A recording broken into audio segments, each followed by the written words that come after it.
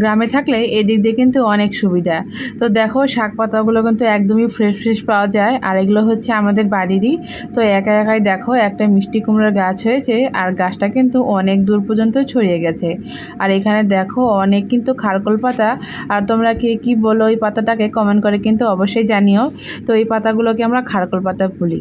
তো হয়ে গেছে দুপুরবেলা, তো আমি এদিকে কিন্তু রান্না বসিয়ে দিয়ে আমাদের বাড়ির সাইডেই এখানে দেখো অনেক শাক পাতা হয়েছে। তো ভাবলাম একটু বাটা করব। আর এই খারকোল পাতাগুলো বাটা খেতে না দারুণ লাগে। অবশ্যই এগুলো ভাজাও খাওয়া যায়, মানে ওই বারোমেশালি শাকের সাথে কিন্তু মানে দেওয়া যায় আর কি। তো যাই হোক, এদিকে দেখো আমি ওই যে বেছে বেছে কয়েকটা খারকোল পাতা তুলে নিলাম। আর যেহেতু মানে প্রত্যেক দিনই বৃষ্টি হচ্ছে, ওই জন্য দেখো চারিদিকটা কিন্তু একদমই সবুজ সবুজ হয়ে রয়েছে। আর পাতাগুলো কিন্তু একদমই ফ্রেশ।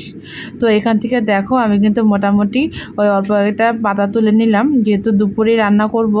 তো এদিকে দেখো আমার কিন্তু তরকারিটা হয়ে গেছে। তো যাই হোক, এদিকে আজকে রান্না করেছিলাম ডিমের ঝোল, আর হচ্ছে আলু ভাজা, পটল ভাজা, আর হচ্ছে